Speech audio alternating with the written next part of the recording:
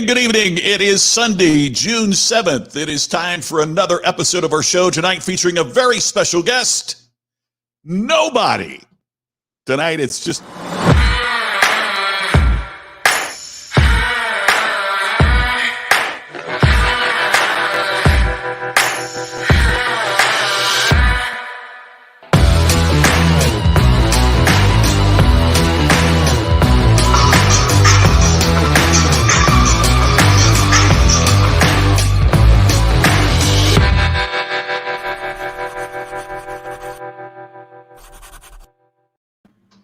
So let's get with it. It is time for the Ken and Glenn and a Guy Named Scott show. Here is Ken and Glenn.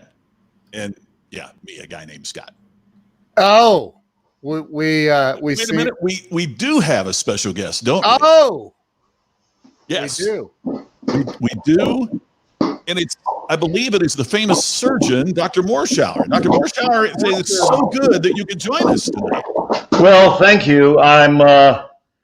I'm here in Southern California. Yes.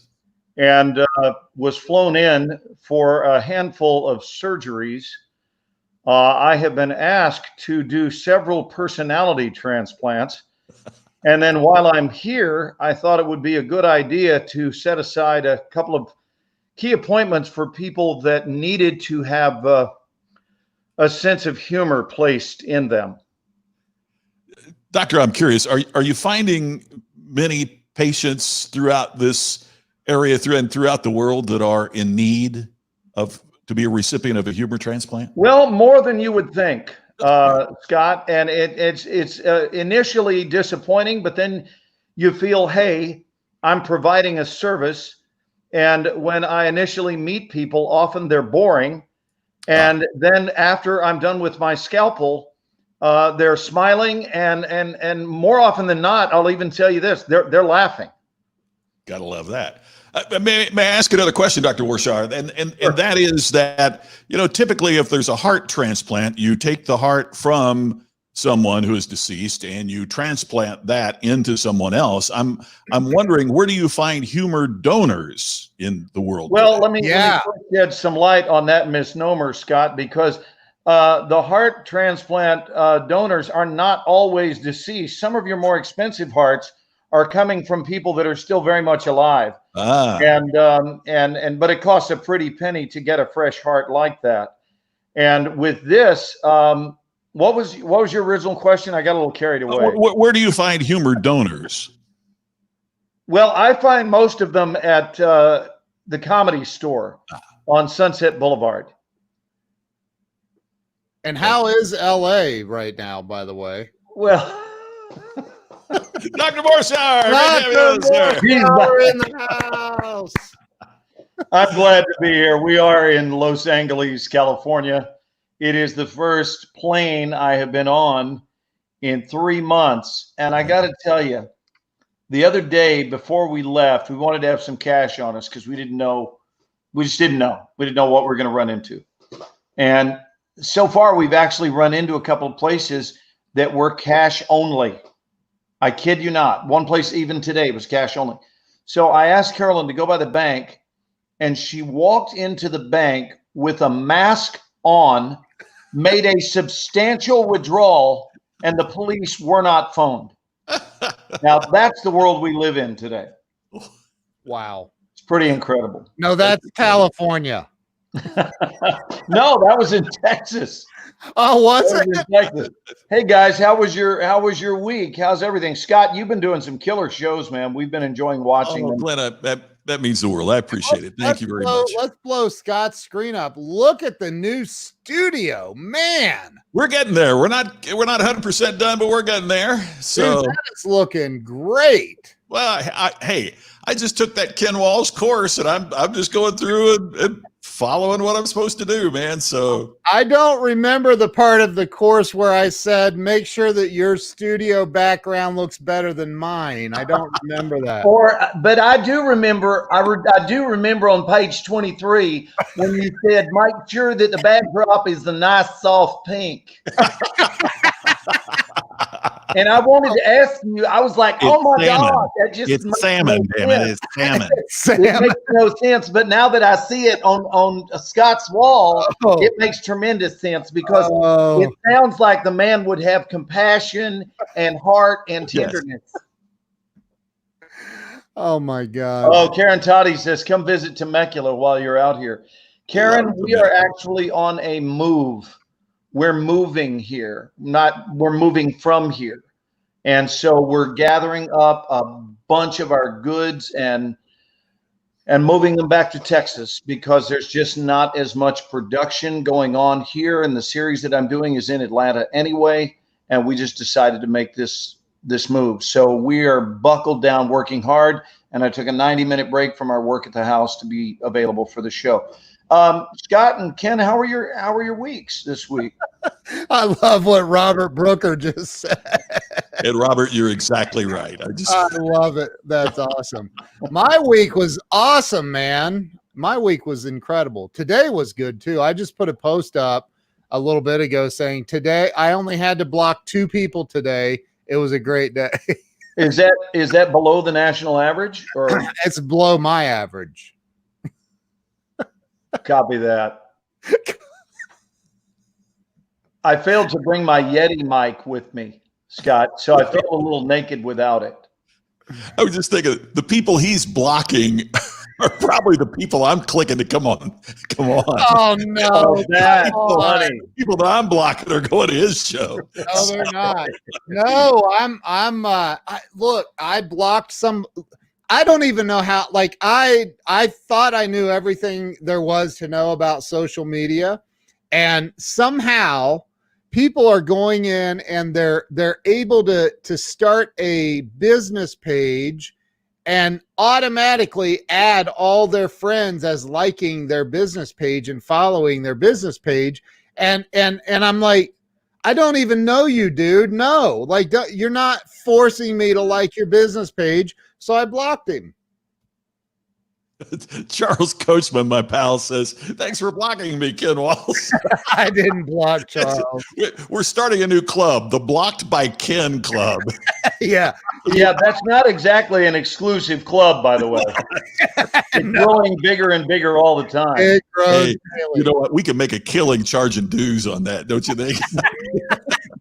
Well, The and potential is so big. then when, like, somebody I saw somebody post a hate message about another person that I actually like, and it was on this post that I was on, and it was a hateful message, and I was like, dude, that's not cool, man. You don't, like, why can't I'm so tired of the negativity and the you know, like, okay, express yourself with your wife, with your kids, your friends. If you're on the phone and you're like, hey, Scott, man, you know, what do you think about that Ken Walls dude? He's a piece of crap, isn't he? And blah, blah, blah. But man, when you go out on social media, first off, you're leaving your fingerprint out there for the whole world to see. And as soon as I saw that, I'm like, you're not, like, it doesn't matter. I don't care if you dislike this person. I understand, but to sit and put hateful messages out about a person like that is just, I don't know. What do you guys think? That seems very classless to me. Go ahead, Scott. I'm not mentioning that dude's name. I could, but I'm not going to, because that would be like very ironic. Does it rhyme with Len Gorshower? No, but you would never do that. You would never go out and post nasty stuff about people on social media. You just wouldn't do that. You have too much class. Scott wouldn't do that. I don't do that. Yes, that's true. Well, I love it when, you know, you've heard it called anything from, you know, keyboard courage to internet testicles. People who find this courage to say things that they never, ever would say to somebody's face. There was a pilot show, and I don't ever think it got picked up, but I saw a pilot, and what they did was the celebrity that had they'd said these horrible things about would go to their house and have it printed out and would knock at the door and would say, well, why did you say this about me? And, right. And without exception, they would go, oh, but I'm such a fan.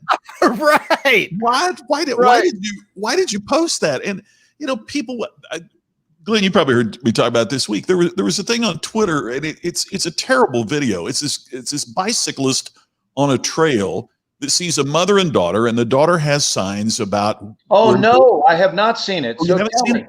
And the guy gets off his bike and starts shouting at the mother and the girl, and then wrestles the papers away from the little girl who is crying. It is despicable. What was it? It's a video, and the mom shot it of this. They're walking on a trail in Bethesda, Maryland, and it's a trail for for walkers and joggers and bicyclists. Yeah. So this bicycle guy is going by. He sees that the mother and daughter have signs about Black Lives Matter and the protests, peaceful protests. He stops his bike, starts shouting at them, and then he forcibly rips these papers out of the hands of the little girl. And the little girl is upset. The mother is obviously upset, and he's shouting at him. Well, so the video is posted, and there's an app called Strava that you can track your bicycling, right? And you can share it with other people and the whole bit. So some Twitter detective found somebody that had been on that trail at about that time, tracked him down. He was VP of marketing for a mutual fund company, put his picture up. I saw literally 1,000 tweets about, they even posted the guy's home address, we're coming after you, all this kind of stuff. Maybe 1 out of 20 tweets said, are you sure we should be the wrong guy?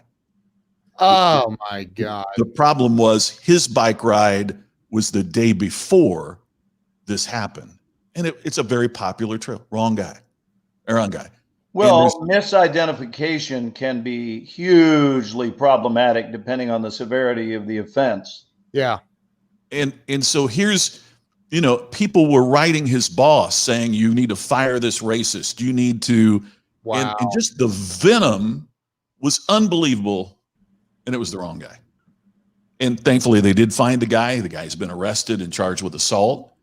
But it's so scary to, exactly, Kimberly. It's so scary to think that, this cancel culture that we are a part of, because there's so much hatred and venom out there online, can take innocent people down as well. And goodness only knows. I mean, I understand. We have been in a culture where Black folks have been criticized and stopped and accused of things that didn't happen. And man, I totally understand that, but it's not right for anybody. It's not right anywhere. And that's part of what this is about, I think, is to, first of all, because Black Lives Matter, but secondly, that this injustice shouldn't happen to anybody. No, totally agree. That's craziness, man. Again, it's these, I mean, it's okay to be passionate about something you believe in, but like live and let live, man. Like I don't, it's just like people talking.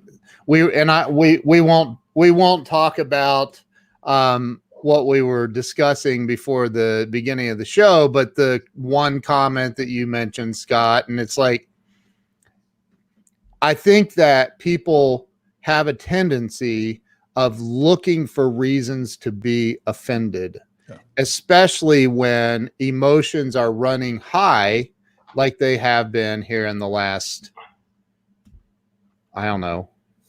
3 months. I mean, it's been a little bit crazy the last few months here in the world. And, it's like, that was me trying to share our show out. You already did, but that you can share it again for sure. Oh, I did. Okay, good. Yeah. But I think that we need to, live and let live.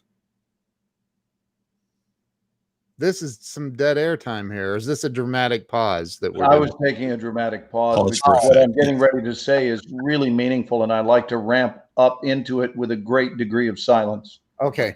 No. I'm kidding. I did want to say, Kimberly, hello to you. She's out there in where? Kansas? She is, yeah. And I saw that There's a great comment, and she's right. yes, hurt people do hurt people. That's a fact. And I think I saw something from Cindy, said she was back at church. First church service was tonight, and it was great. Good for you, Cindy. That's awesome. Good for you. Well, guys, we're talking about the return to things and things beginning to reopen. Scott, did Las Vegas do what they had planned to do, which was return on the 4th? Yes. And have you heard anything about that and how it's going? Tammy and I went out to dinner for the first time this last week, but we did not go into the casinos. But the casinos are open; they're operating. There's been several stories here about folks that have flown from different parts of the U.S. just to feel normal again, to get back to Vegas. When you go in, masks are available. Most of the casinos take your temperature when you enter, just to make certain that you're not running a fever. When you're playing, my understanding is, for example, if you're playing blackjack, before there would be like what, 8 chairs at a table. Now that's cut down to 4 or sometimes 6, but there are plexiglass dividers between partitions. Between the players. I understand too that some of the casinos are being very strict. For example, you can't touch the cards, right? The dealer will show you, what you've got. If you're playing blackjack, how you pick up and see what you had. Right. Now the dealer will not look at it, but will show it what. Well, they're just dealing them face up, I'm sure. Could be at some places, yeah. But, wow. They just announced poker rooms are going to reopen, which have not been open yet. Right. Slot machines is like every other one is open. So it's going to be interesting. We've also doubled the number of cases that's been contracted since it kind of opened up a little bit here. So it's really going to be interesting to see what the course of things are here. Jeez, Charles, there was something on the television news a couple nights ago on that, and it's this woman here in Vegas who had like a good business, and I mean, she's working 3 shifts. She's hiring everybody she can hire to make these plexiglass dividers, and that. One of the other interesting things is you can't have you can't attend a show, right? All the Cirque du Soleil, all the shows are out. Wow! But they ruled that some of the casinos have gals that dance in the middle as they're surrounded by tables, like at the D. There'll be a gal that's dancing to music while you're sitting there playing blackjack, and they can dance as long as they have facial visors on. So wow. It's kind of wild to see, the skimpy dress with a facial, a surgical facial dance card. The good news is that's offering the less attractive a future. If only they were tinted. So now, Glenn, you said you were on an airline where everybody was required. Strongly urged, and we did see 100% compliance. But was it required? Urged. Really? Yeah. They didn't say absolutely you have to do it. We would appreciate it if you would wear your mask throughout today's flight. Only removing it long enough to sip from your drink with a straw. No drinks were passed out in glasses. They were served in cans with a straw. And if you could just lift it up to sip your drink. And my thought is it's a mild sacrifice to keep from having to fly or to drive rather 1,500 miles. Yeah. I can be inconvenient to sip from a straw if that will allow me to fly in 72 degrees at 550 miles per hour. That really works for me. But, if you think about it, people, if given the opportunity, there is a prototype out there, and we can meander our way back to what reopening is going to look like. I think it's all part of it. I just think there is a prototypical human that is wired to complain. And I'm sure you've crossed paths with these people. It doesn't matter if there are 4 wheelbarrows of completely full wheelbarrows of goodness that are sitting right in their life, front and center.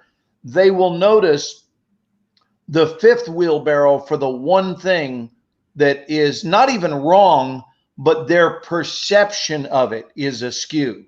Yeah. So often it's not that something's even wrong. It's that they are wired to massively misperceive things or to take things that aren't personally. And this is why I was such a fan of the teaching that it's about the coffee.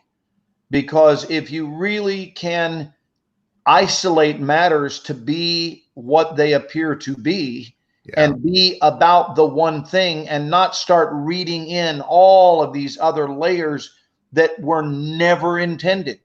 And I think a lot of times, if you go to the history of the person, you can know better that they're not working with an agenda. Sometimes if someone says this cup of coffee is bad, the answer is to just go make a new cup and not create a scene over that, or not think that you're disgusted with them as a human being, or that they somehow continue to be lesser than. All I'm saying is the coffee is, there's something off about it. That doesn't mean let's dwell upon that. It means let's fix it and move on. It doesn't mean I love you any less. It doesn't mean I've abandoned you like your parents did when you were a child. There's so many misreads. And honestly, if I can just make a comment on that, I think that probably one of the fundamental issues that human beings struggle with, because it seems to be so present in our world today, is the inability for people to completely live in present time.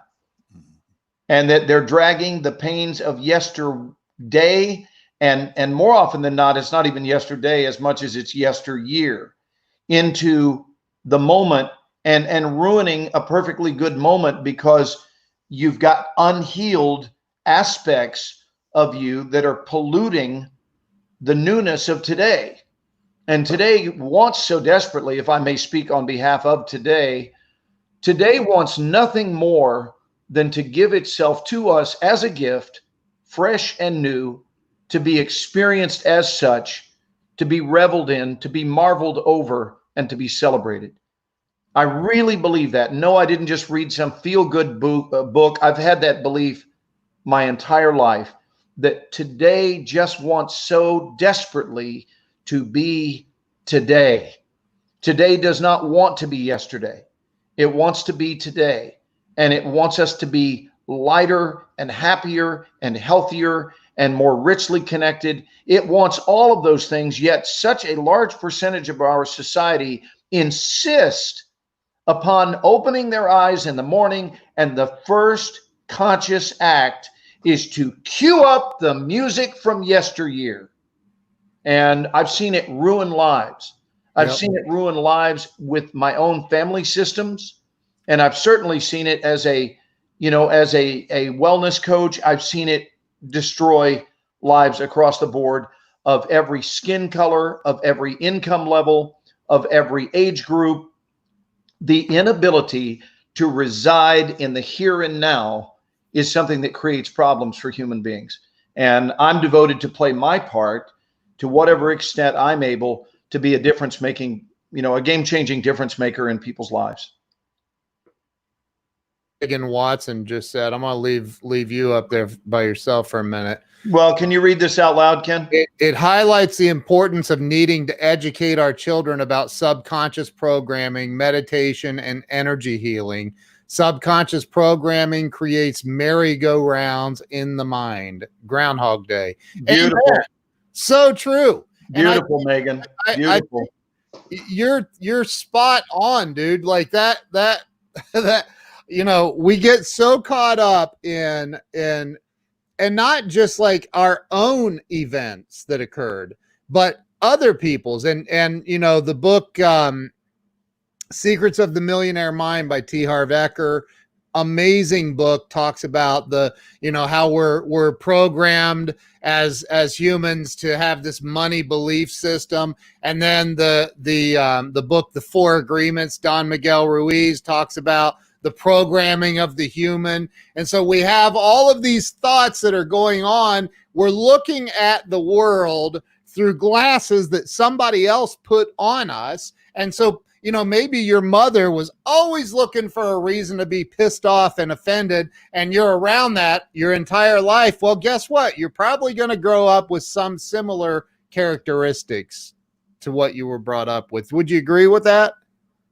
I want to hear what Scott has to say. You know me, I've got plenty of thoughts on this subject. Yeah, I think all you guys are screwed up. That's what I think. I don't think it. Scott's like, I got to get to the airport. I don't even know what we're talking about. I'm out of here.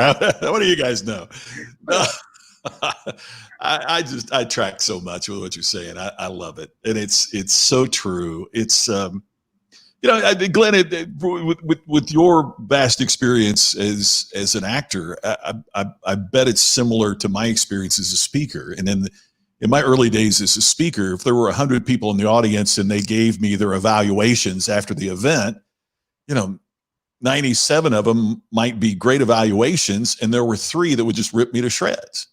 And I would focus so much on those 3 evaluations. What did I do? How did I fail? What happened along the way that made these folks feel so disconnected from what I was saying? And my mentor in the early days of my speaking business said to me, "Who do you think you are?" And I didn't know what do you mean? He said, "Who do you think you are that you can determine that those 3 people were the smartest, wisest people in the room? Why aren't you giving equal value to the positive folks?"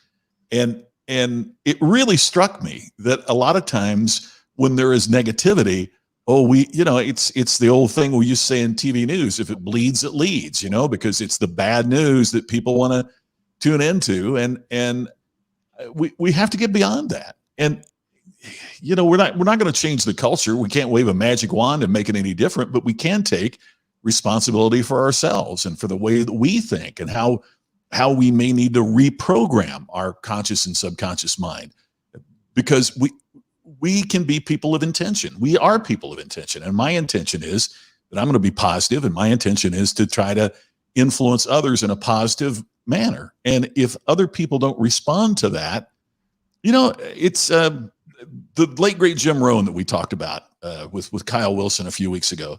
He had this bit that he used to do, this story that he used to tell about the Sermon on the Mount. And it says in this time of antiquity, this isn't a religious message. I think it's a wise message from antiquity, that there were 3,000 people there, and some of them were perplexed, and some of them mocked and laughed, and some of them believed. And Rohn's great point was, I don't think they had seminars after the Sermon on the Mount to de-perplex the perplexed. And if you read that, who could mock and laugh? Right. But what they did is they focused on the believers, and then they went and had another service, and they found more believers, and they went and did. And I think that's what we have to do. It is if they are mocking and laughing, we don't try to spend time with that, because that can damage our own subconscious programming. We find the believers, and we keep moving and creating more believers. And that's who we associate with and spend time with. And I think that's part of what leads to a more positive, happy life. But don't you find, though, that even though you're I forget who you said that to you, who do you think you are? Grady Nutt. Yeah. Yeah. So even though he said that to you, you've done thousands of other speeches since that day, probably. And I'm sure, I would never give you a negative review. Glenn might, but I wouldn't, for sure. Look, he has got the best poker face in the world. Look at it. So, but don't you find it, because I'm sure that you've gotten the negative comments in other speeches, the human mind, I find it so curious that the human mind will still, no matter how many times you say, who do you think you are, you're still, you're going to think, well, those 97 other people are just part of the sheep problem in this world. Those 3 people, they must be the smart ones, right? Like we have, you know, and you bring up a great point, because it's also a fine line, because there might be something that those people are saying that's critical, that's a valid point that I need to learn from and grow from. yeah. But the question is, how is it presented? Is it presented in negativity, or is it presented in, you know, in caring and love and assistance? I'm curious, Glenn, do you read reviews? I do, but I don't allow them to bend me out of shape in either direction. Mm-hmm. I don't allow it to fill me up with air, because I realize that it's fleeting, and that by the time anyone reviews your work, you're already on to the next job anyway. Yeah. And I already have done this long enough to have a real firm grip on what I offer in front of the camera. So I'm in other words, I'm not still trying. You know what it is? I think reviews are dangerous when you're still trying to form an opinion about you. Yourself. Yeah. Yeah. But if you've already arrived at a healthy opinion of what you know you do in life in general, whether you're blowing glass, or whether you're a zookeeper, or whether you're an actor, or whether you're Ken Walls and you're, you know, writing great books all over the world while getting a haircut in the same week, because he can multitask like nobody's business, or whether you're Scott McKain with the world's greatest voice and his own show, whatever your assignment is, we all get to a point. And who's written more books than Ken Walls? What, Ken? He's written way more books than Ken Walls. Just want to. Yes, I know that, Ken. If you'll allow me to have my own descriptions of people. All right, it's the Glenn Show. So no, I just believe that there comes a point in time where you've jumped over enough hurdles, you've faced enough hardships, you've booked enough television series, you've been doing it for 45 years. You're not looking for reviews to determine your self-worth. Yeah. You know what I mean? And I think that that's dangerous. I think that this is one of the reasons, and I'm not looking to turn this into a religious program, but this is certainly one of the reasons. This is my argument for spirituality, for a spiritual understanding of life, because the truth of the matter is I only have one centralized concern. I have many peripheral concerns, but my primary concern is that at the end of this earth school adventure, that I stand before my maker, and what I hear is, that's exactly what I had in mind, my dear child. Mm-hmm. That is what my whole life is devoted to, is that I want to be able to hold that opinion of my own life. And I don't mean every moment, because I've made blunders like all of us. We all fall short. We're all works in progress. But I tell you what, as I've gotten older, the speed that I spend, the time I spend laying on my butt when I get knocked off my horse by a choice that I made, is less and less as the years go on. I don't spend time wallowing in consequences. I get up, I dust the butt off my butt very quickly and get back in the saddle and gallop again, having learned something from whatever the choice was made that did not work. And that to me is my extreme priority. And what's beautiful about that is it gives me a template of, you didn't ask me this, but I'm going into it a little bit. It gives me a template of accountability. And I believe that when someone is operating with a template of accountability, they are a more enjoyable human being to be around than someone who doesn't have such a template, because I actually notice, one, and care how my actions affect other human beings. I think it's called just being conscious, but it is my faith that has led to me being conscious and really being aware that I'm one of 7 billion plus people that are sniffing up air on this planet. And I live on planet we, not planet me. And I understand that my time spent here is no more or less valuable than yours. So I will be living from the let's grab each other's hands perspective, and not, by the way, based on the incident that happened 13 days ago. I didn't just wake up, by the way. I did not wake up 2 weeks ago as to what's been going on in our country for a long time. This has been going on, and I've also been wide awake throughout it. For a lot of people, this may have served as some sort of wake-up call. I didn't think of it as a wake-up call. I thought of it as another unfortunate and painful and wrong, horrific event that occurred in our world. But it's hardly new.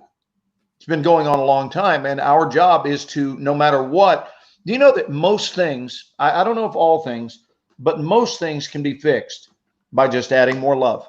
Mm-hmm. What's my role in it? Add more love. I mean, what if that officer had added more love? What if before the man ever left in his house, and I don't know the details, I wasn't there, but let's just make it all inclusive. What if every single person involved in that equation that day, I've never said this to anyone, guys, but I'm going to throw it out there. What if 7.7 billion, Brian, thank you for that. What if every person involved on all sides of that equation had spent 1 minute in the morning thinking about making conscious contributions of love? My day will be about love. That much I know. I don't know the details of it, but however I show up and wherever I show up, I certainly know this much about me and my contributions. I will be caught coming from love. And what I believe is that if all parties are doing that, you don't get these scenarios. Does that make sense? Yep. Totally. Yep. Here is the challenge. It takes all parties. Yeah. It doesn't just take one. It doesn't just take one. One person is not going to fix it. And you can have somebody that's doing everything right and really wishing the best for their fellow man. But, if all people are coming from the page of love, then we don't have something known as racism, because that's the opposite of love. Yeah. Racism can't exist in a world where we're coming from love. It just can't. And that love can create cultures of love. I don't think that the officer that has been charged with murder joined the police force so he could do that. I have to believe he started with good intentions. Have you seen the video of the guy that pushes down the 72-year-old man and cracks his skull? And he cracked his head, right? Yeah, in Buffalo. No. And then one of the things about that video I find. Did the guy die? No. He's going to be okay, but he's in serious condition. But they say his injury now is not life-threatening. It's not only the guy that pushes; it's the next officer that stops to help, and another guy grabs him and tells him to keep moving. Oh, wow. The inhumanity of you can't help. I can't believe that those people joined the police force. If you would have said to them when they started, somebody pushes down a 72-year-old man and cracks his skull, they would have wanted to arrest him. I've had this story on my head all day long, and I've got to pass along. I think you guys will. Our minister this morning, Vince Antonucci, told this remarkable story, and it just keeps playing in my head. And all credit to Vince for this. He talked about crucifixion, and again, this is not a religious program, but you know where I'm headed with this.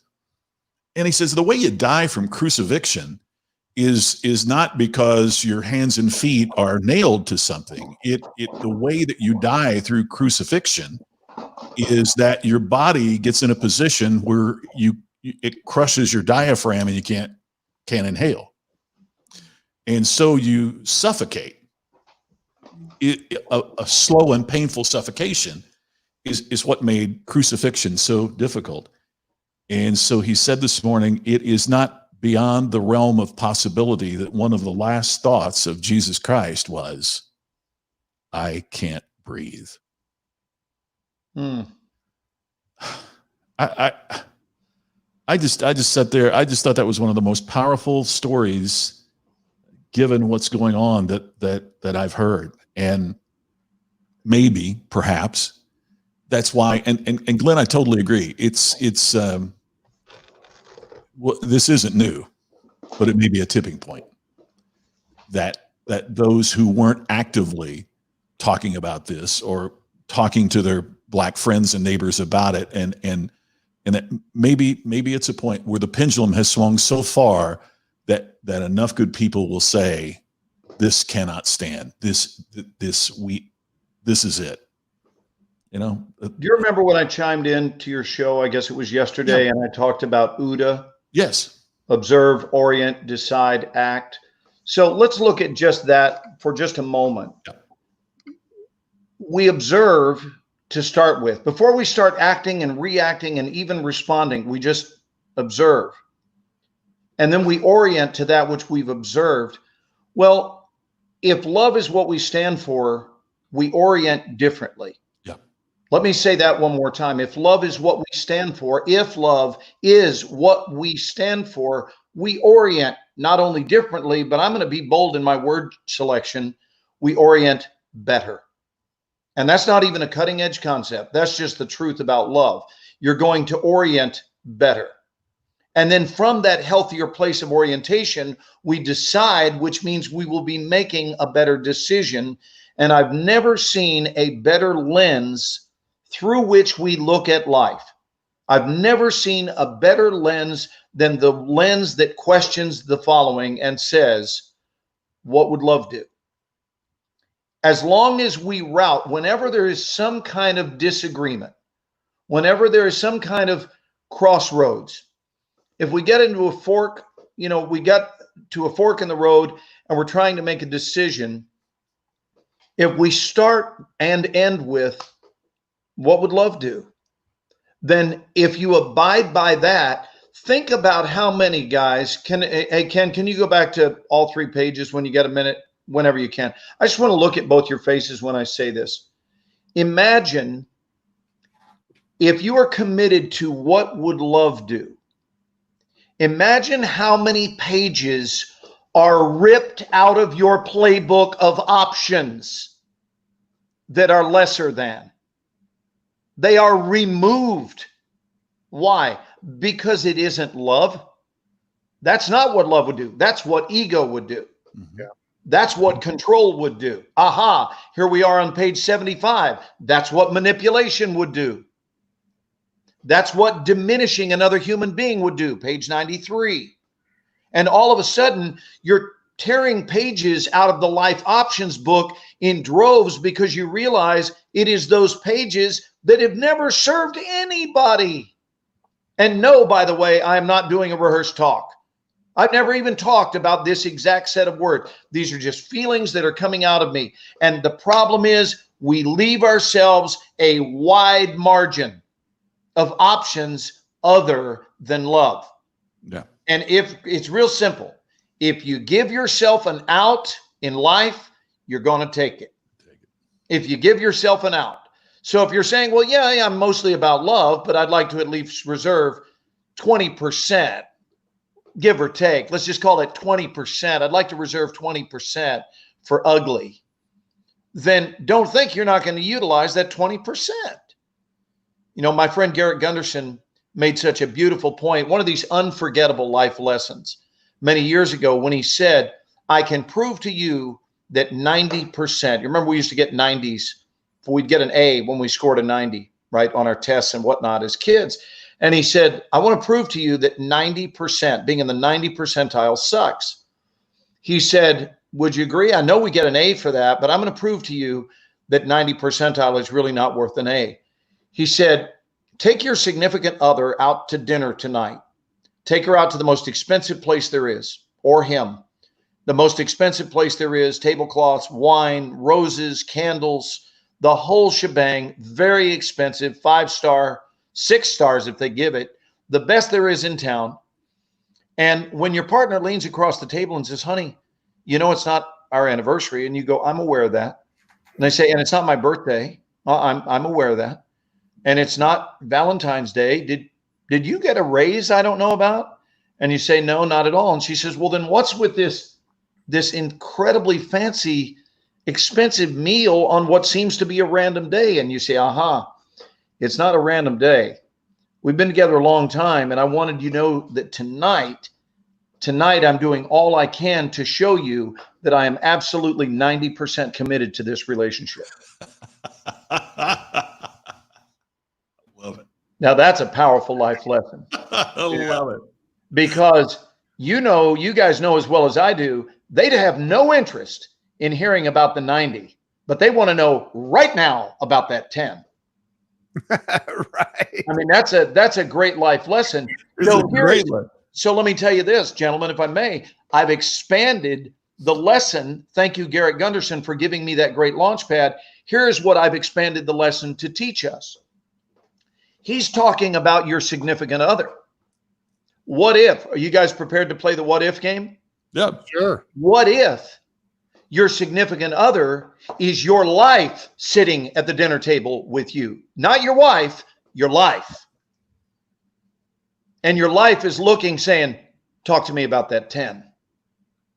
Wow. It's not even your partner, it's your life.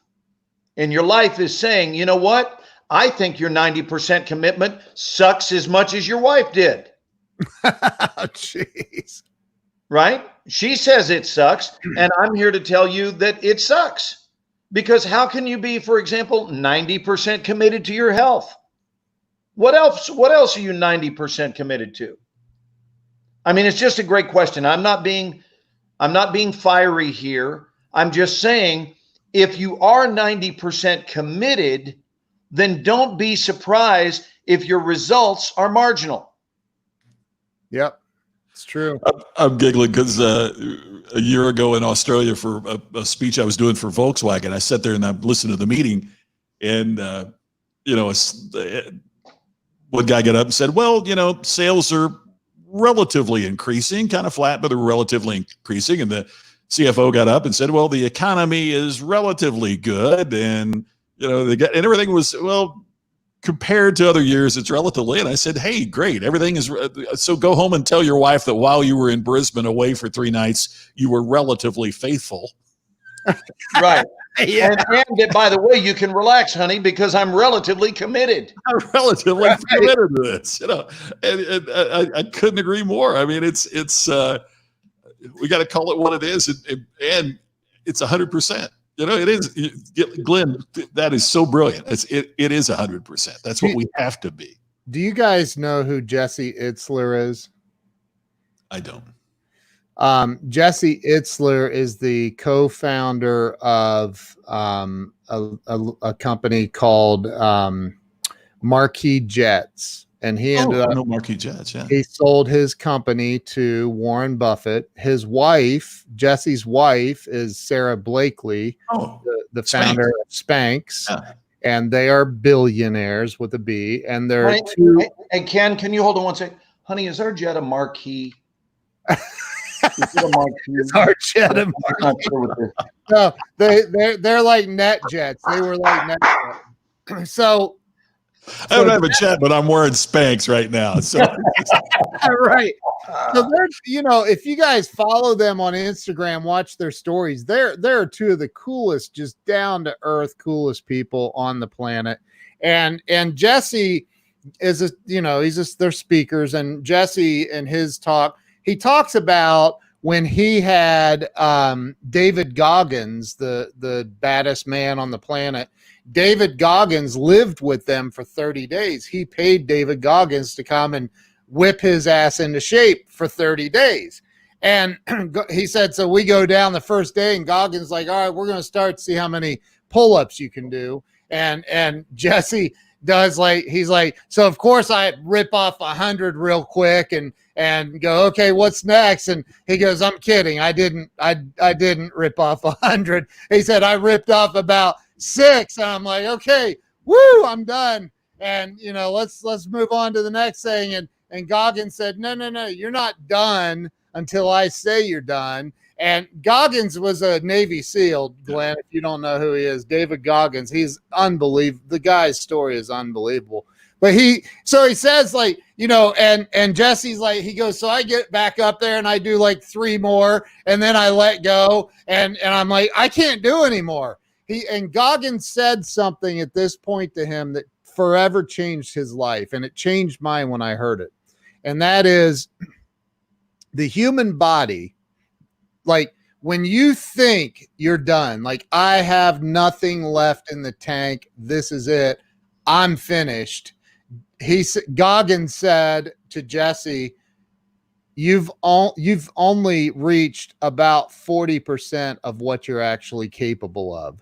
You have a lot more left in the tank, and you've got to bust. And we've all done it. Glenn, I've talked to you about, you're like, we have to be on set when I'm filming a movie or a show at 6 a.m. or 5 a.m. or whatever. And you're like, and I slept an hour or two the night before. But when you're so committed up here, you don't even. Right.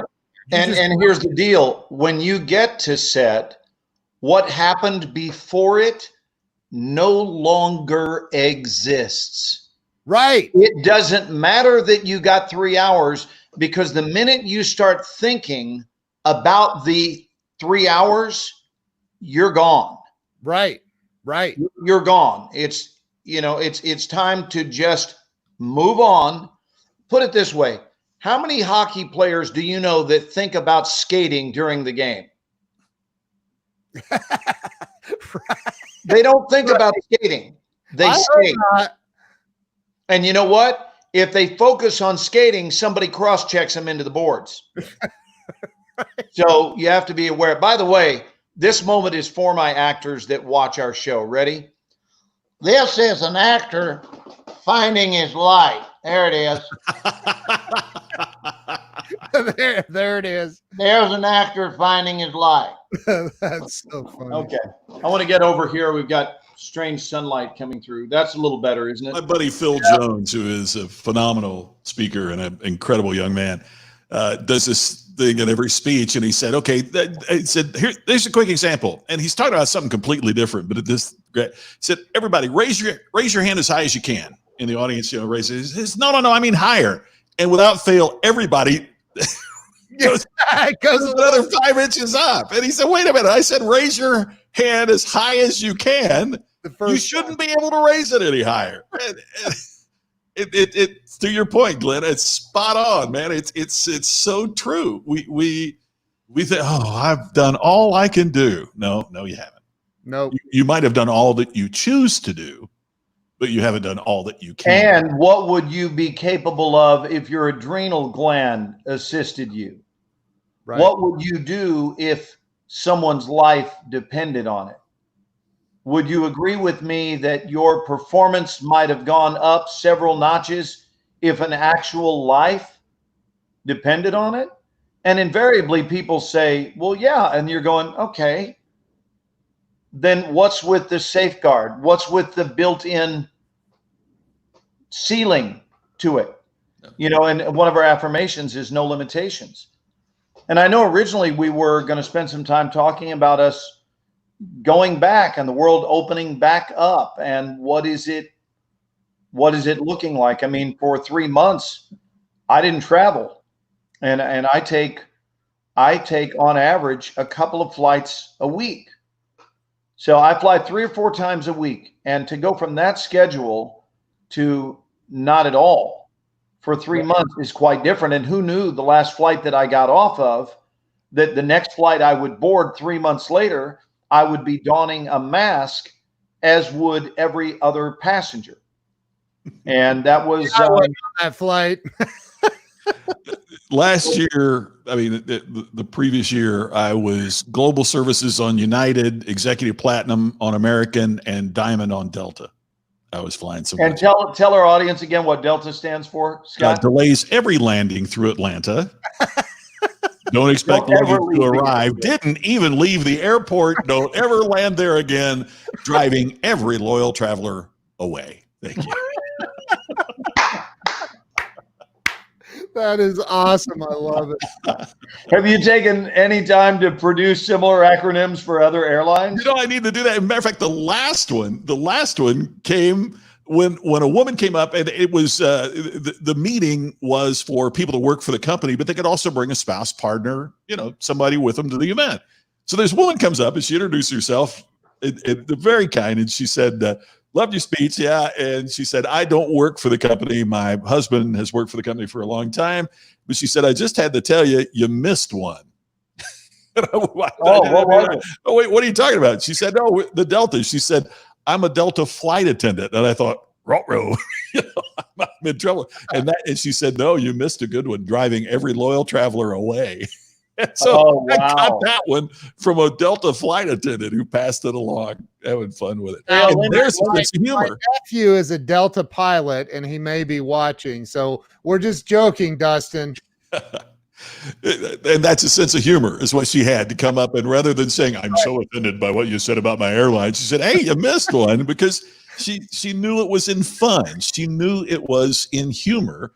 And I think some great creativity comes out of humor. It comes out of fun. It might even be creativity about something very serious. But when we let, humor, my mentor, Grady Nutt, always said, humor is when you let your mind go barefoot. And I think there's something to that releases us to be creative and to be innovative and to laugh and to enjoy. And we're missing that so significantly. And maybe that's part of the reason, getting back to the original topic, maybe that's part of what will be good about reopening. Who knows? But not only are we able to create from that space, but let's not forget that at a molecular level, it is in our own best interest for us to laugh. We are healthier when we do. Yeah. I remember probably 10 years ago, because I've been a frequent flyer for a long time, one of the funniest announcements, I want to offer you a couple of plain sayings to kind of piggyback on yours.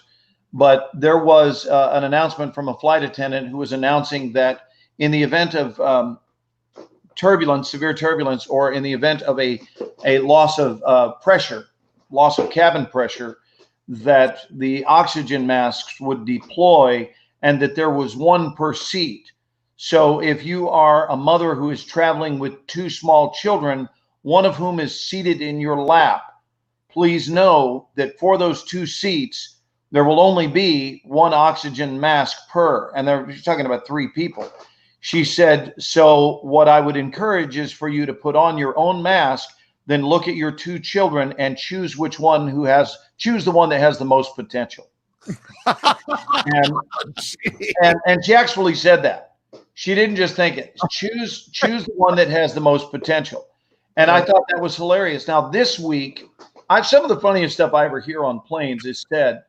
This week, a pilot came on. And he's a good old boy, because Southwest, of course, is from Texas. And so he's like this, ladies and gentlemen.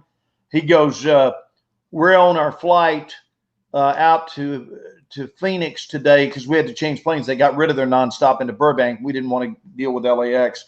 So they said, we're headed to Phoenix. Now, Phoenix is about 950 miles. It's a straight 1,000, but about 950 as the crow flies. But seeing as how I'm not a crow, that's what he said. He goes, seeing as how I'm not a crow, we're going to have to do a little loop around. We can't just drop out of the sky. We have to loop around and descend. So it's going to take us a full 970. And I just thought it was brilliant. I thought, this is the kind of guy I like flying my plane. It's just beautiful. And was that a Southwest flight, Glenn? It was a Southwest flight. Let me tell you one more. Hawaiian Airlines. I'm going to Honolulu. I'm headed over there to shoot Hawaii Five-0. This was in 2012. And of course, they situate us in first class, and I'm there, and I love the fact that they serve you a beverage before you even leave the gate. They're always surprised when I don't order alcohol, because it's free, right? So she said, Mr. Morshower, because it's all there on the passenger manifest, and they're trying to elevate your sense of specialness by calling you by your name. Mr. Morshower, can I offer you a beverage this morning? And I said, you know what? I think I'd just like some water. And she turned and she said, very well, sir, and turned to walk back toward the galley. She gets a few feet away and turns back and says, I'm sorry, would you care for some ice to cool your drink down? And I said, why, yes, I would. And thank you, by the way, for explaining to me the function of ice. That really took place, and she laughed her butt off because she realized how utterly unnecessary it was to explain to me what ice does. Couldn't she have just said, "Would you care for some ice in your water?" instead of, "Would you care for some ice to cool your drink down?" Wow. I just thought, my God, you must wait on a lot of dummies. That is so good. I was on a Southwest flight. We were coming back into Indianapolis, and I have heard other people that have related. So I guess it's, Southwest for a while had comedy writers that would feed lines to the flight attendants and the and the pilots to make certain that they had funny things to say. They actually had writers. Yeah, they would get lines, that you would hear. There may be 50 ways to leave your lover. There are only 6 ways to get out of this plane. The you aircraft. know where they are. You better pay attention. And they would come up with these things and share it. And so it was crosswinds. I mean, it was just this terrible landing. And the flight attendant starts to make the welcome to Indianapolis announcement, and the pilot comes on, and he said, "Guess you noticed that landing." Because it was such a rough landing, everybody it takes your breath away. And he said, "I got to tell you something. I'm sitting up here and I'm fighting crosswinds, and it's battering us all around. I'm doing the best I can. It was all I could do. It wasn't my fault. Co-pilot's sitting here next to me. He just watching me land the damn thing. It's not his fault. Flight attendant's back with you. Not her fault. So I guess it's just the asphalt." Oh, wow. The plane applauded a rough landing. And it was on Southwest? In Southwest, yeah. A little lady in front of me said, as we're getting off the plane and he's saying thank you to everybody, she said, "That was so funny, y'all, to do that every time." She's asking for rough landings. Oh, my God. So he could tell his joke. I mean, there you go. And what in a serious way, like with what you did with the flight attendant and what the pilot did with the passengers, humor diffused or enhanced a situation, which is why we have to have it in this difficult time. Humor, this is what my mentor always said. Humor is different than comedy. Comedy is the funny stuff you invent. Humor is the funny stuff you notice. Yes, and you extract from life. Exactly, right. And so we're not talking about, with all the things going on in the world today, I don't think any of us, and I don't think anybody's taking it that way. No. But we're not saying that, we're not trying to make comedy out of what is happening in the world today. But we are saying that humor is going to help us get through this. I said a couple of weeks ago, it's not he who laughs last best. It's that he or she who laughs last. I love that when you shared that with us. And that's what we're talking about. Hey, by the way, it is 6:03, the time that every week we say, "Ooh, that's just wrong." So somebody needs to chime in with, "Ooh, that's just wrong." And please let us know in the comments too what you saw this week. Ooh, just wrong. I have one. Gas is up over $1 per gallon from what it was just 2 weeks ago. And it makes me wonder how that whole system works. And it just seems. Did you pay it? Wrong. Did you pay it? Well, no, I filled up and dashed without paying. Of course I paid it. Okay, then I'm going to explain something to you. That's how it works. Oh, my God. All right, hey, thanks for stopping by, Glenn. Yes, sir. Mic drop. Boom, man. Yes, you wanted to know how it works. I just wanted to shed some light on how it works. Wow. Okay. Hey, I'll let you go now, Glenn. Go ahead. Okay, so Ken, you're not going to be a fan of this one, but Scott will, okay? Oh, jeez. So we go to the airport and we're in our garb that they have advised at Love Field. So we're like this. Let me show everybody. So we're like this, right? And we're going over to our gate, and the vast majority of passengers are like this. And we go over to our gate and it's too crowded for our liking. However, across the way and down one, there are no people. There are none, because there's no flight. And we go, aha, this is the gate we want. So we go and we sit down, both of us wearing our mask, both of us minding our own business, both of us probably 15 rows away from the nearest person.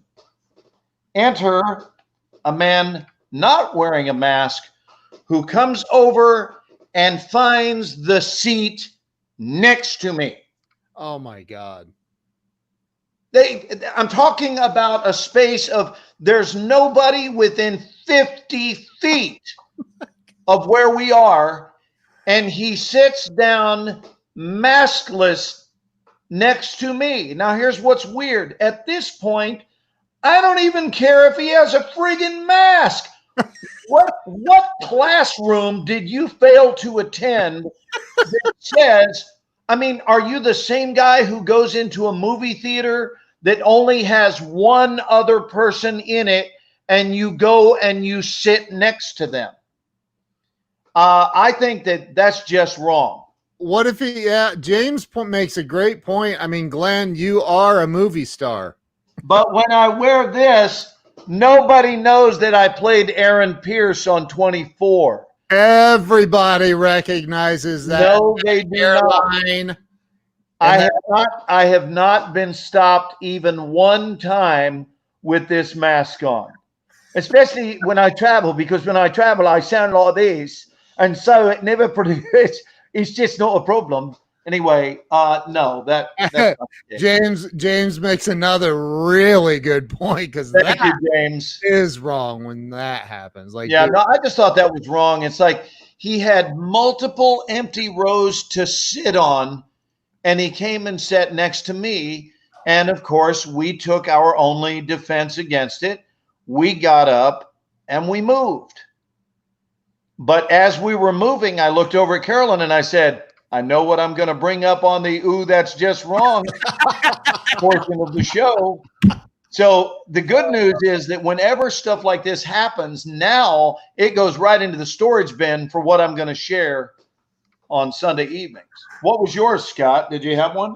First off, I love that, Glenn. I mean, do you think the guy was being a jerk because you had masks on and he didn't? Or do you think he was just an idiot? I'll be honest with you. I can't give him that much credit, because he didn't come over and do anything. He wasn't making a scene. He wasn't getting on his phone and going, all these masked people, what a bunch of idiots. I mean, you know, he's just sitting down, just hanging out. So no, he was not vindictive. He wasn't mean. Wow. He was just one of the ever widening group of folks on planet Earth that just don't seem to think beyond their own experience. I don't even want to use terms like dumb or even uneducated. I don't want to say any, I don't even think it's ignorant. I just think that there is a whole group in our world that really don't give any thought to what goes on beyond the tip of their own nose. There is no sharing of the planet. You know this. You guys know this as well as I do. Most of us share, but some of us wouldn't know what sharing was if it crawled up your pant leg and bit you in the butt. What was yours, Scott? What did you have this week? It was just mine is more of a ooh, that's just weird in a way. Tammy and I went out to dinner for the first time, with all this. We went to one of our favorite places here in Las Vegas, and we were kind of sad because our favorite bartender, a lot of times it's a steakhouse, but it's got a nice bar, and it's just the two of us. So a lot of times Tammy and I sit at the bar because there's a bartender there we like a lot, Ron, and we talk to Ron and catch up with what Ron's doing. Ron has been to more concerts than anybody I know. We talk music. So we walk in the restaurant. Valet parking, by the way, in Vegas is closed. There's no valet parking anywhere. Wow. So we park our car, we walk in, and you have to sanitize your hands when you walk in.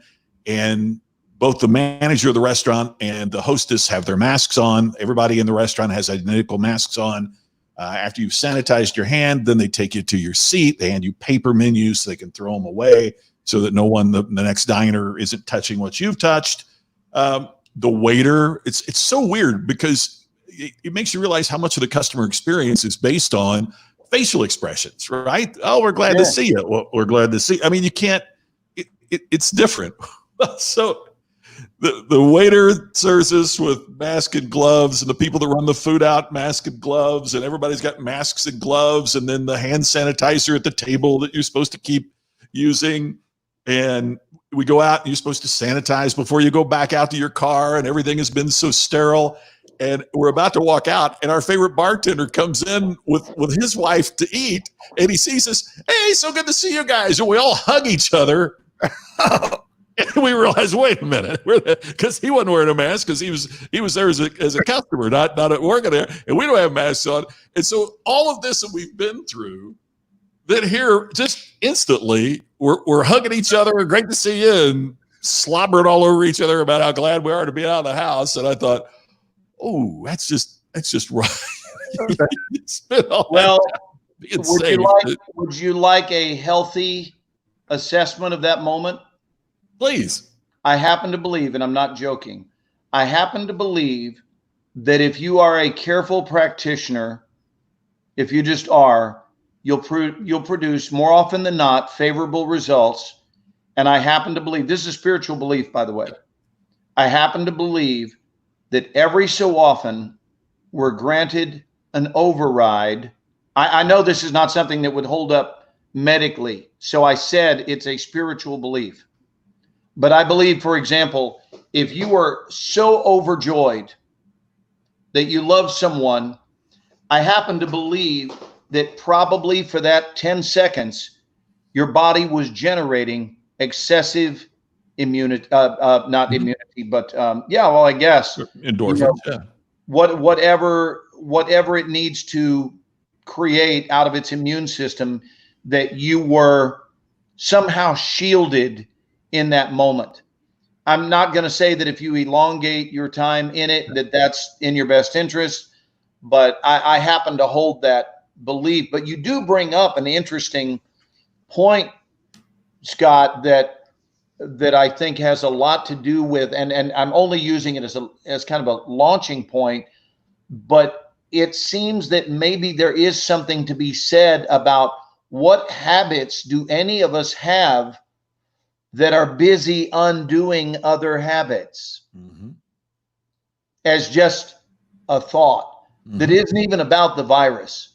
So what if you're so committed to this and this and this and this and this, whatever the this is, fill in the blank, but then you've got this other self that is its job seems to be to sabotage everything.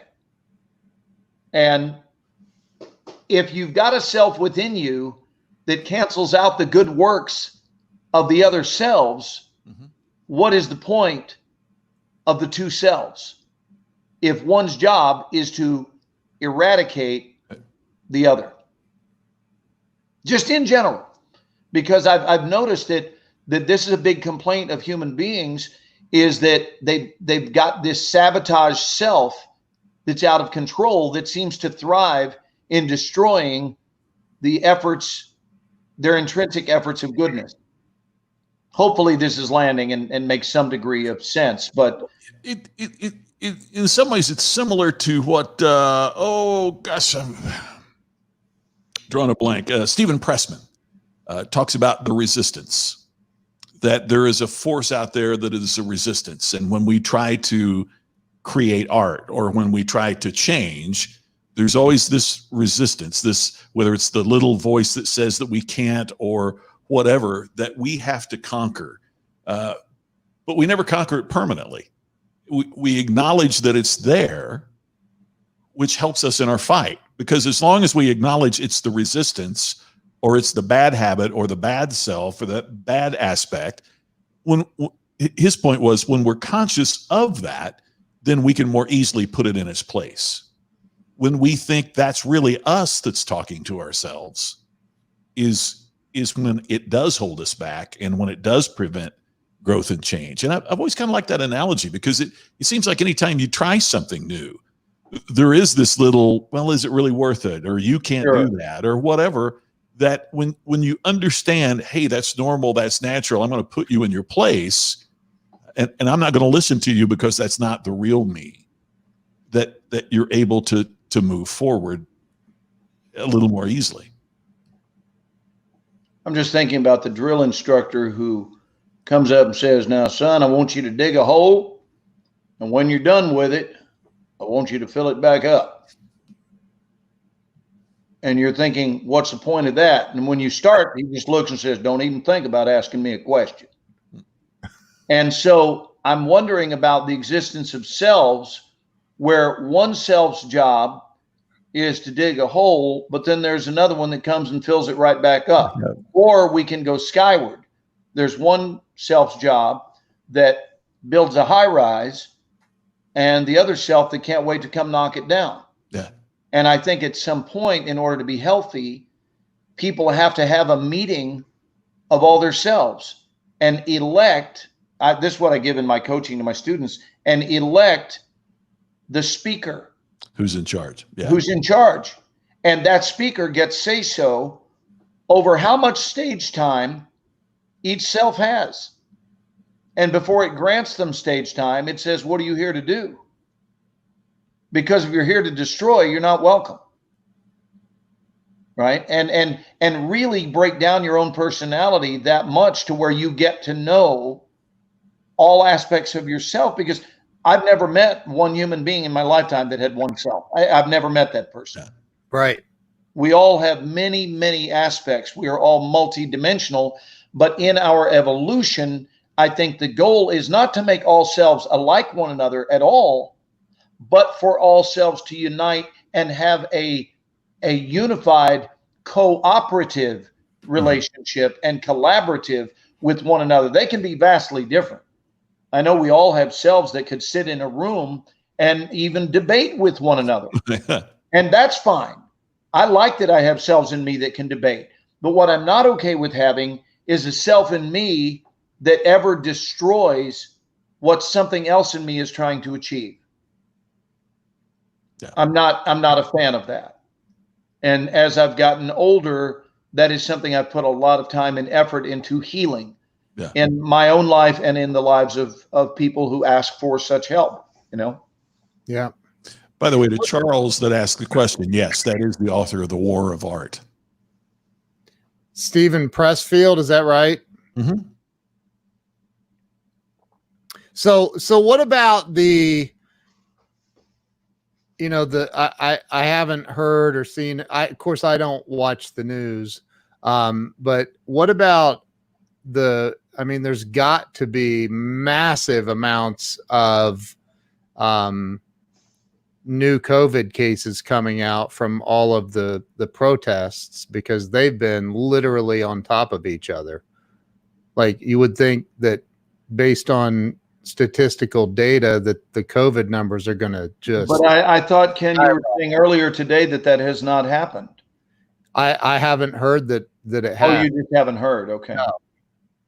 But if the incubation period is a couple of weeks, we're still Yeah. a time away from that, right? Right. Yeah. I don't know. Has it been a couple of weeks? No. No. Well, not since really the protesting and everything started, because that started a few days after. So the incident occurred. It's 2 weeks tomorrow, right? Okay. Scott, is that right? Yes, I believe so. Yep. So, we're probably 4 days shy from the 2 week mark where things really began Yeah. shifting. And I'll be real interested in Vegas too, because with the exception of one casino, they've kept the same rules about smoking, and that's pretty hard to do with a mask on. So masks are not required in the casinos. They are available, they are suggested, but they are not required. And they're still smoking in the casinos? The MGM Park, what used to be the Monte Carlo, is opening as a non-smoking hotel resort now. Wow. Which is new for them, and one of my favorite places in the city. But every place else is like it's always been, so. Right. And the idea of having a designated smoking area is as absurd to me as a designated peeing area in a swimming pool. Oh, that's funny. I like that. Well, Funny. Glenn, did you you get know the what? best?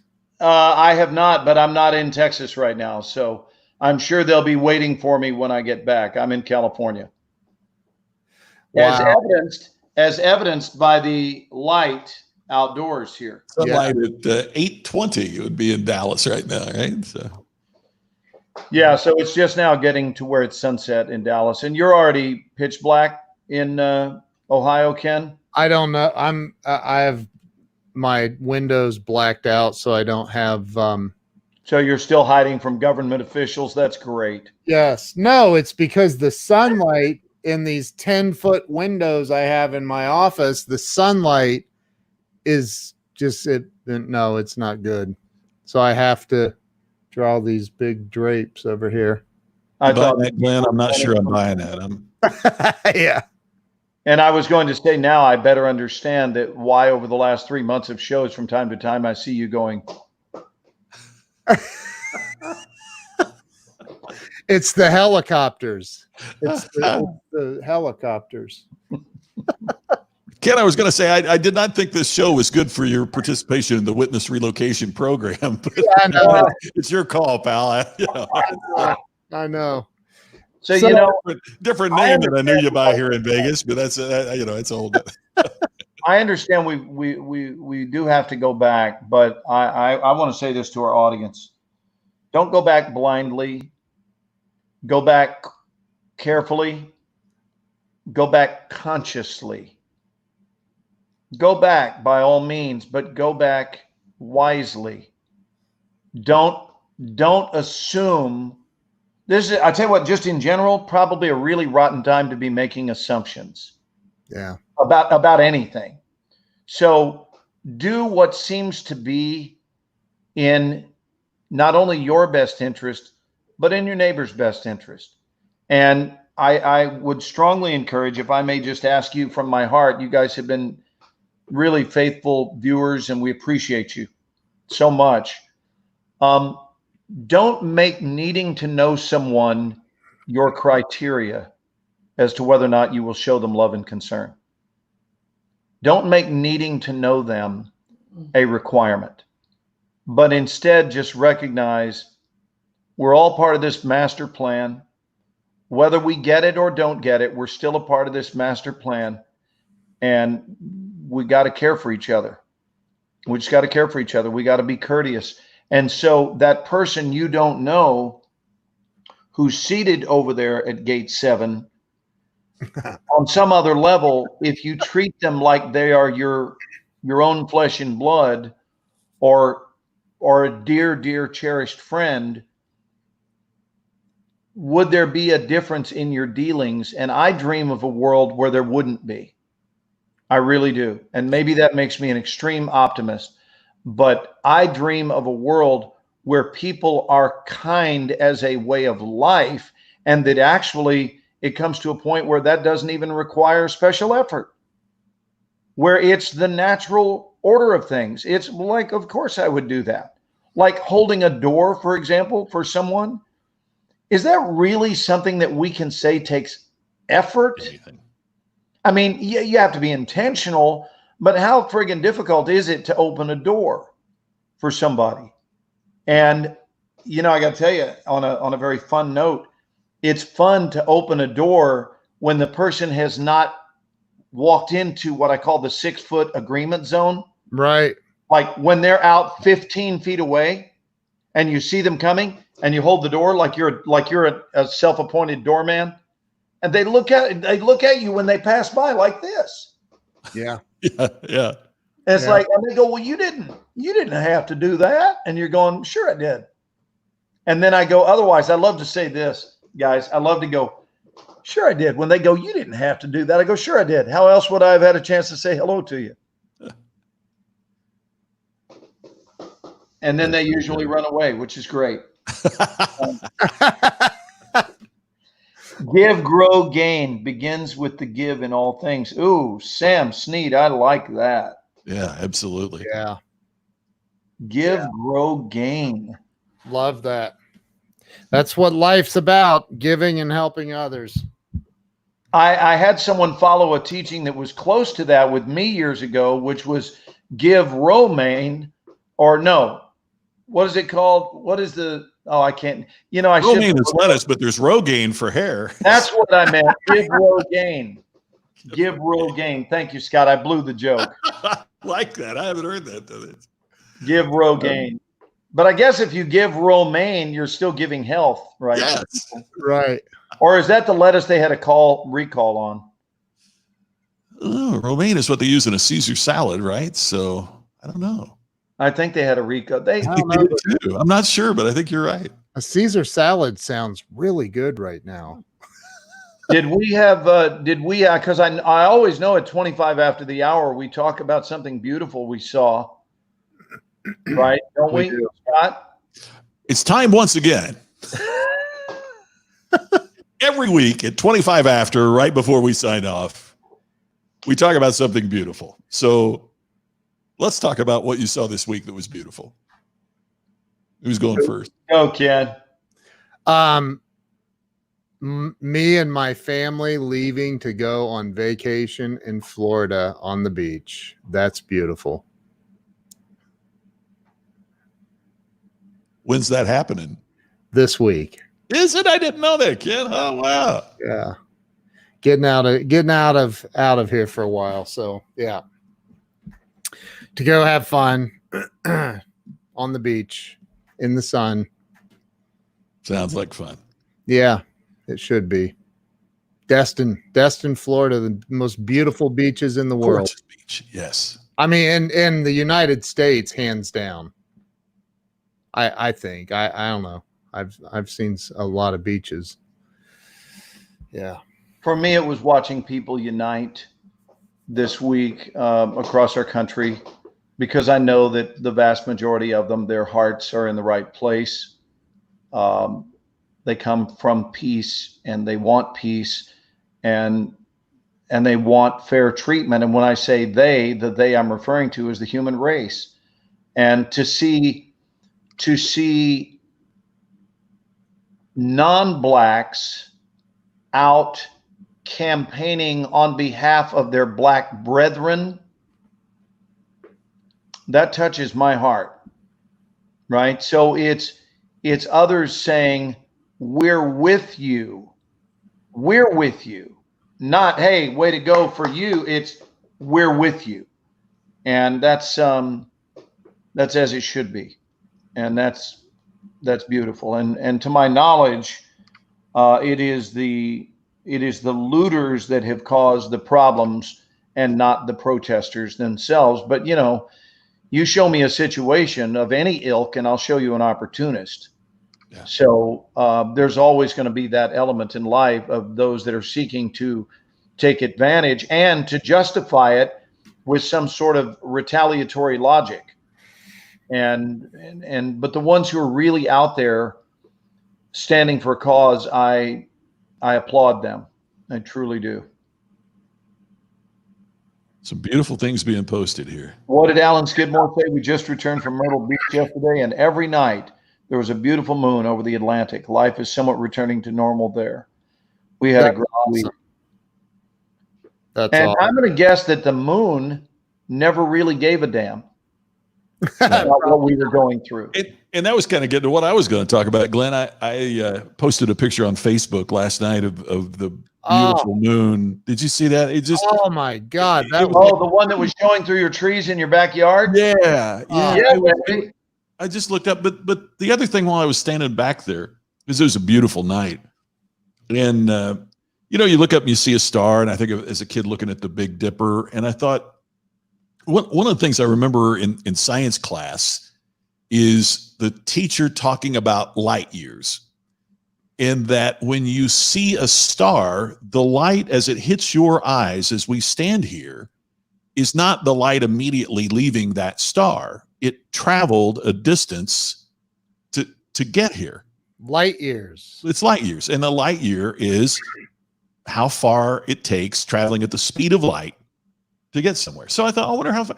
So I looked it up, and I double checked just now just to make sure. And if you look at the Big Dipper, it's about 80 light years. Oh my God. So the light that you see Is the past.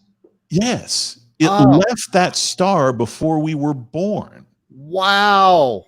And it just struck me that when we get so consumed about the issues and problems and challenges of the day, maybe sometimes when we look up at the stars and we realize that this too shall pass. Now, that doesn't mean that we become complacent. It doesn't mean that we let it go. It doesn't mean, but it should mean that we can have some hope for the future. Oh, because that's beautiful. The universe is big and we are all in this together. And the more we realize that, the better off we're all going to be. That's such a powerful concept. I know when I was a kid and I was a Boy Scout and I loved looking up at starry nights. And I remember before I got into Scouts, I was about probably 9 or 10 years old, and I was looking up at the stars one night. And my dad walked up to me and he goes, "How you doing, son?" I said, "I'm good." He said, "You looking at the stars, are you?" And I said, "Yeah, it's just, I've always loved," and I got very emotional. I said, "I've always loved looking at the Big Dipper. It's just such a beautiful sight, and it's just always there for me to look at." And my dad said, "Son, that's great. That's actually Orion's belt, but nice try." And I don't want to say that my dad rained on my self-esteem or anything, but what a way to end the show, gentlemen. What a way. Love it. Scott's still laughing. Terrible. I love that. I got you there. Then you take the hard left turn. I knew we were turning left somewhere. Scott, am I welcome to come see you in Vegas, bud? Anytime, man. Bring it on. All right. The same is true for you in Dallas. I appreciate it. Hey, I'm going to be watching for you guys this weekend. My lovely bride is heading back to Indiana to visit family, so I've got projects I'm working on here, and so I'm passionate for the next few days. So I'm going to be watching for you guys online. I may jump on if you don't mind, and we'll just have a chat. Of course, you're going to be in Florida, Ken, so you may not be. I don't leave until the end of the week. So okay. Yeah. Ken, safe travels. I'll talk to you this week, but it's been a beautiful hour and a half, guys. Thank you. Thank you, It's been awesome. Thank you, guys. Everybody to watch this too. We really appreciate you. Love you. Thank you. Scott, you taking us Love, out? guys. Have a beautiful week. Thanks again for watching. That concludes another episode of the Ken and Glenn Show with a guy named Scott.